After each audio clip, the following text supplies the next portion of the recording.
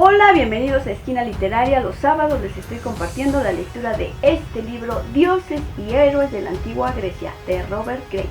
El día de hoy vamos a leer el capítulo número 5, El mundo subterráneo del Tártaro. Espero que les guste.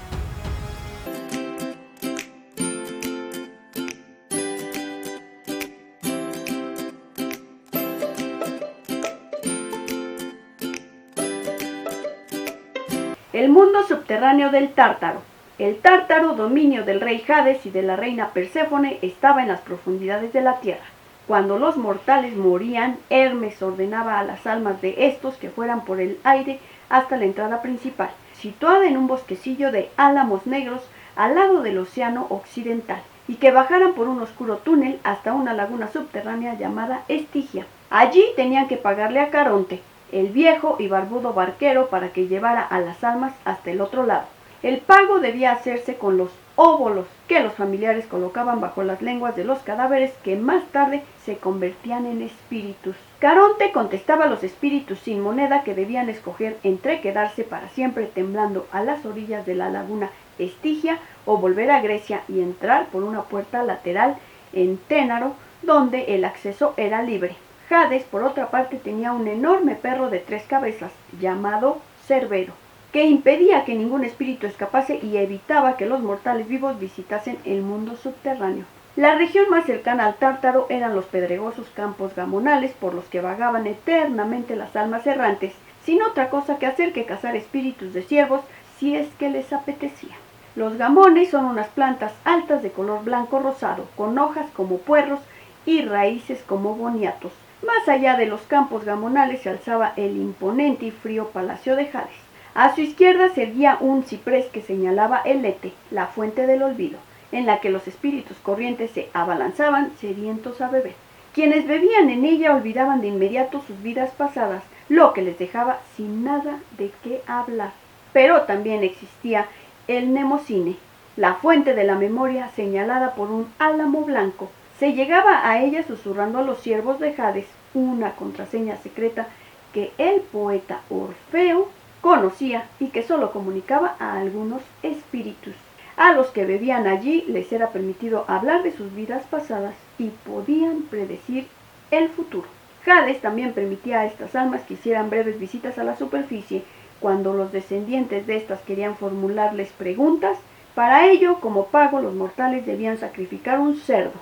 A su llegada al Tártaro, los espíritus eran conducidos ante los 3 jueces de los muertos, Minos, Radamantis y Eaco. Quienes habían llevado una vida ni muy buena ni muy mala eran enviados a los campos gamonales. Los muy malos iban al patio de castigo, detrás del palacio de Hades, y los muy buenos a una puerta cerca de la fuente de la memoria que daba acceso a un huerto, el Elíseo. El Elíseo estaba siempre bajo la luz del sol. Allí se jugaba, se escuchaba música y la diversión estaba siempre presente. Las flores nunca se marchitaban y todas las frutas estaban siempre maduras. Los afortunados espíritus del Elíseo podían visitar la tierra libremente durante la noche de todos los santos, y el espíritu que quisiera podía esconderse dentro de un haba, confiando en que éste fuese comida por una chica rica, sana y amable. Más tarde la chica lo daría a luz como su hijo.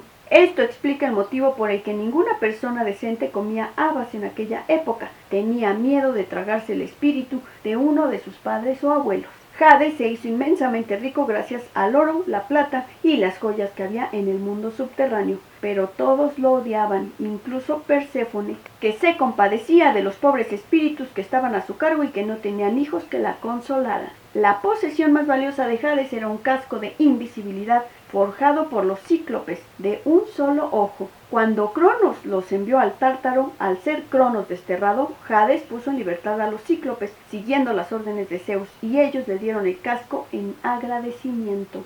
Las 3 furias estaban a cargo del patio de castigo. Eran unas mujeres negras, horribles, arrugadas y salvajes, con serpientes en lugar de cabellos, caras caninas, alas de murciélago y ojos ardientes.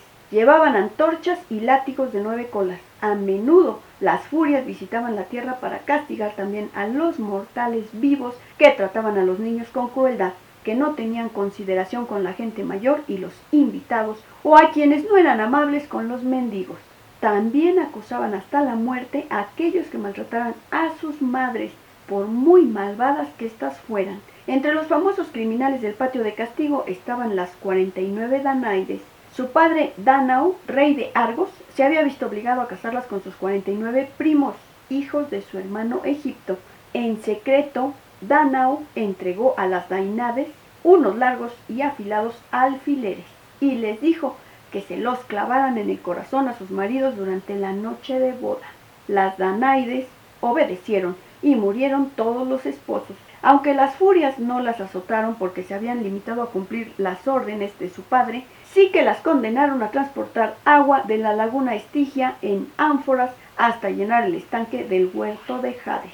Las ánforas tenían el fondo agujerado como un colador, así que las Danaides quedaron condenadas a caminar penosamente y para siempre desde la laguna al estanque del huerto, sin terminar jamás su trabajo. Había otra Danaide, la número 50, llamada Hipermestra, que también dispuso de su alfiler largo y afilado, pero resulta que ésta se enamoró de su esposo y lo ayudó a escapar. Ileso. Hipermestra fue directa al Elíseo cuando murió. Tántalo de Lidia era otro criminal. Había robado ambrosía, el alimento de los dioses, para comérselo con sus amigos mortales, y encima había invitado a los dioses del Olimpo a un banquete en el que les había ofrecido un guiso caníbal con carne de Pélope, su sobrino asesinado. Los dioses del Olimpo descubrieron enseguida que la carne era humana.